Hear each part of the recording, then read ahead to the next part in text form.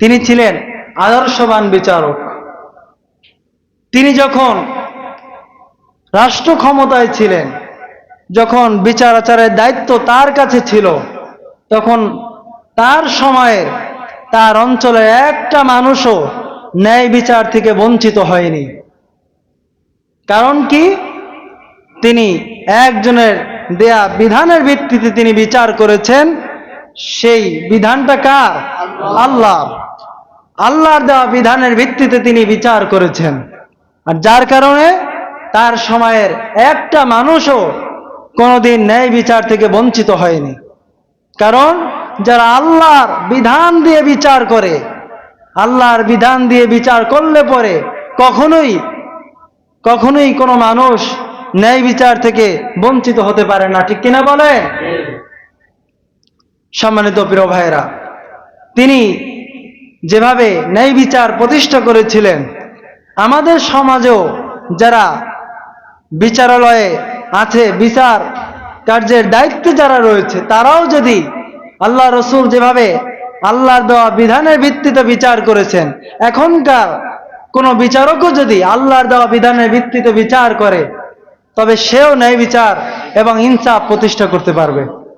কিন্তু আল্লাহর দেওয়া বিধান বাদ দিয়ে কেউ যদি মানব রচিত কোনো আইন দিয়ে, কোনো নীতি দিয়ে বিচার করে, আর গলা ফাটায় ফেলায় এই স্লোগান দিয়ে যে আমরা ন্যায় বিচার প্রতিষ্ঠা করব, ইনসাফ কায়েম করব, সে সারাদিন চিল্লায় গলা ফাটায় ফেলাইতে পারবে, কিন্তু মানব রচিত আইন দিয়ে বিচার করে কখনোই পরিপূর্ণভাবে ইনসাফ প্রতিষ্ঠা করা সম্ভব নয়। ঠিক কিনা প্রিয় ভাইয়েরা? আল্লাহ রসুল তিনি কেমন ভাবে সমাজের ভিতরে ইনসাফ প্রতিষ্ঠা করেছিলেন, যদি আমি আপনাদের সম্মুখে একটা দৃষ্টান্ত উপস্থাপন করে, আপনারা খুব সুন্দরভাবে, খুব সহজেই বুঝতে পারবেন। আল্লাহ রসুল যখন বিচারের দায়িত্বে ছিলেন, তখন ওই সময়ের সবচেয়ে বড় বংশ ছিল, সম্মানিত বংশ ছিল কুরাইশ বংশ। বলেন তো নাম কি? কুরাইশ বংশ। তো এই কুরাইশ বংশের সম্ভ্রান্ত পরিবারের একজন নারী, সে চুরির অপরাধী হয়ে গেল। মানুষের সামনে প্রকাশ হয়ে গেল যে কুরাইশ বংশের সম্ভ্রান্ত পরিবারে অমুক মহিলা চুরি করেছে। এই কথাটা সমাজের মধ্যে প্রচার প্রসার হয়ে গেল। আল্লাহ রসুলের কাছে মামলা চলে আসলো, বিচার চলে আসলো।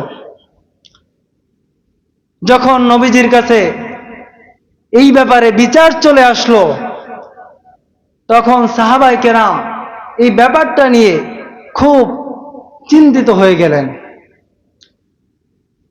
সাহাবায়ে কেরামের মধ্যে আলোচনা পর্যালোচনা শুরু হয়ে গেল।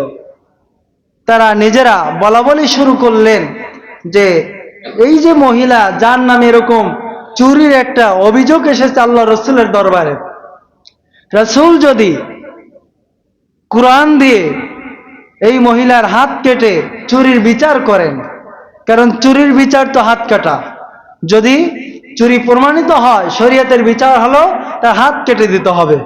তা আল্লাহ রসুল যদি কোরআন অনুযায়ী হাত কেটে এই সবচেয়ে বড় বংশ কুরাইশ বংশের সম্ভ্রান্ত পরিবারে এই মহিলার বিচার করেন, তাহলে এই মহিলার যে পরিবার, সম্ভ্রান্ত পরিবার, এই পরিবারে মান সম্মান বলতে কিছুই থাকবে না।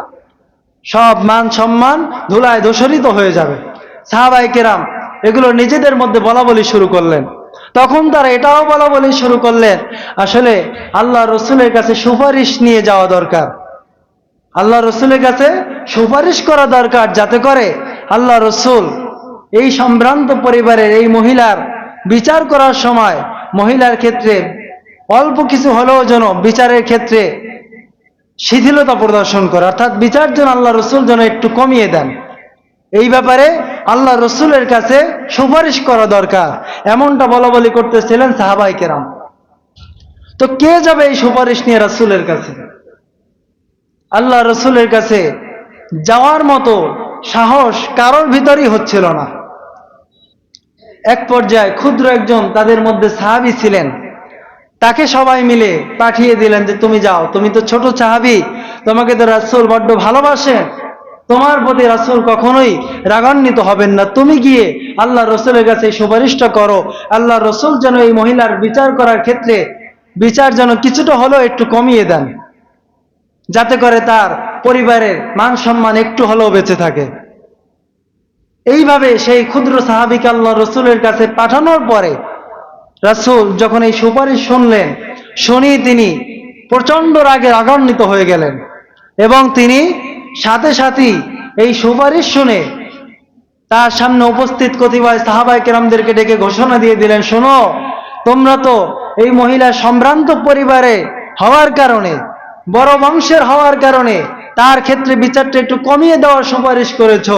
আমি রাসূল বলে দিলাম, তোমাদেরকে জানিয়ে দিলাম, আমি মুহাম্মদ পৃথিবীর বুকে প্রেরিত হয়েছি ইনসাফ প্রতিষ্ঠা করার জন্য। আমি নিজেই যদি ইনসাফের বহির্ভূত কোনো কাজ করি তাহলে ইনসাফ প্রতিষ্ঠা করবেটাকে? সুতরাং আমি যেহেতু ইনসাফ প্রতিষ্ঠা করার জন্যই পৃথিবীর বুকে প্রেরিত হয়েছি, আজকে সম্ভ্রান্ত পরিবারের মহিলা কেন, এমনকি এই জায়গায় আমার কলিজার টুকরা ফাতেমাও যদি হতো, আমি কোরআন অনুযায়ী তার হাতটা কেটে দিয়ে বিচার করতাম। আমি আমার কলিজার টুকরা ফাতেমার ক্ষেত্রে বিচার করতে গিয়ে বিন্দুমাত্র কোনো কুণ্ঠাবোধ করতাম না। বলেন না সুবহানাল্লাহ। এটা ছিল আল্লাহ রসুলের বিচার ব্যবস্থা, এটা ছিল ইসলামের বিচার ব্যবস্থা, কোরআন অনুযায়ী বিচার ব্যবস্থা। আজকে কিন্তু এটা আমাদের ভিতরে নাই, স্বজন প্রীতি চলে আসছে। দেখবেন কেউ যদি বিভিন্ন অপরাধে অপরাধী হয়ে ধরা খায়, সাথে সাথে দেখবেন এমপি সাহেবের ওসির কাছে ফোন চলে যায়, কাকে ধরছো তুমি, তাকে চিনো, সেটা আমার লোক, সাথে সাথে তার খালাস হয়ে যায়। ঠিক কিনা প্রিয় ভাইরা? অর্থাৎ উপরে মামু খালু থাকলে সে আইনের ঊর্ধ্বে চলে যায়, তাকে কোনো আইন, দেশের কোনো নীতি, কোনো আইন তাকে স্পর্শ করতে পারে না।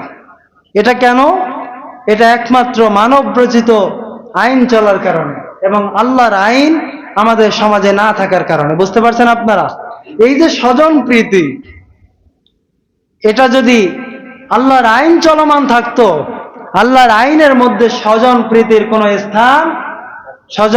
কোনো স্থান নাই। তো দেখেন তাহলে আল্লাহ রসুল কিভাবে বিচার করতেন?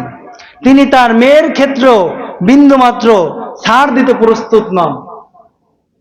তো এই জন্যই আপনাদেরকে বলতেছিলাম যে আল্লাহ রসুল তিনি এমন একজন মানুষ ছিলেন যিনি বিচারক হিসাবেও একজন উত্তম আদর্শ ছিলেন।